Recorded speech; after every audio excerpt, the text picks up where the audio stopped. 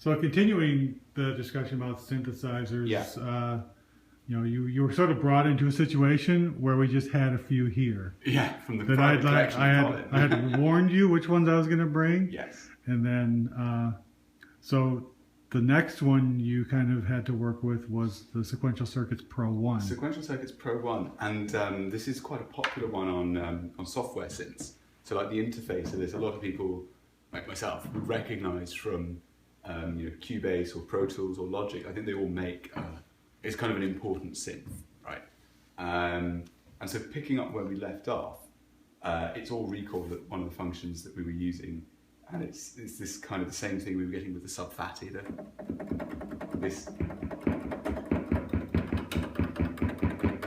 of sound. I can turn it on. So we're starting off with this kind of super punchy noise. And, you know, again, back with the basics of kind of synthesis, by fiddling with the decay, you sort of get a pitch, attack.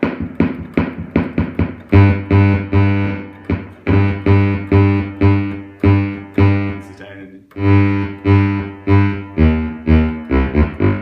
That stuff. But what we were using this for, in concert with the next synth we're going to talk about, was really creating this kind of dense noise. Because the cello writing and the kind of tunes in all these tracks, they're kind of sickly sweet, you know, they're quite kind of vocal, they're quite melodic, but they all sit on top of beds of almost, in some cases, kind of pure noise. And we did that like this, so you turn these down.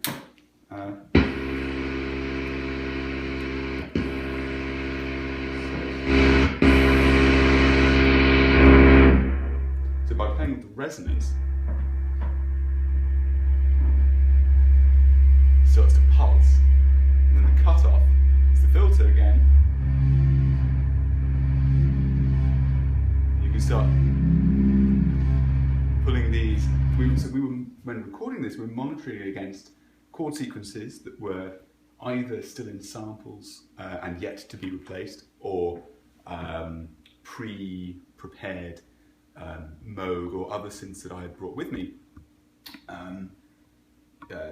You know, sort of pads that were prepared for it, and then we were building these, always with the knowledge that you know, there are two ways of recording these. One is you DI it, you direct inject it straight into an amplifier or straight into your DAW, which we were doing obviously to record it, but what we then did was reamp it all in the recording studio.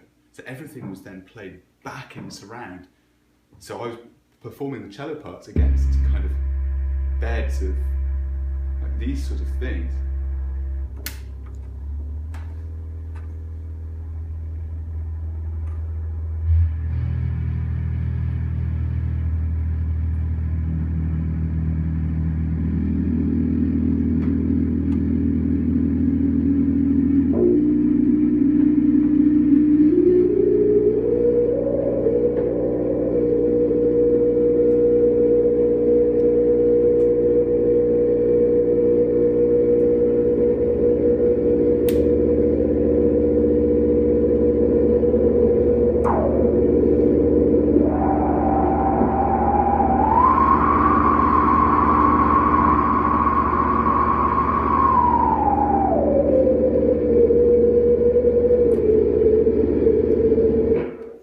That sort of thing.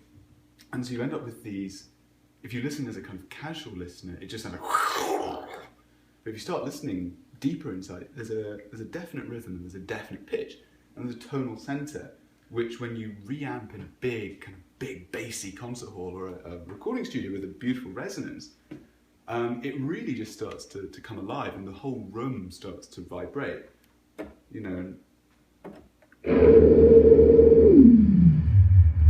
This kind of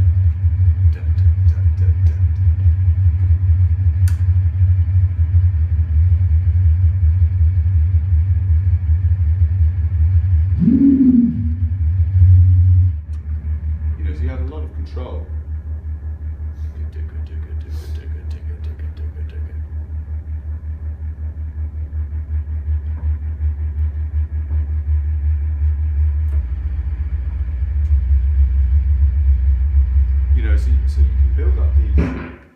very simple repetitive textures which harmonically and rhythmically develop, but you don't they don't compete for the same melodic or harmonic space that something else might, because it's sort of so bedded into just the simple resonance of the room, that you feel them. You don't necessarily identify it as a sound, but when you take it away, it really feels like the whole kind of bottom of the world's dropped out.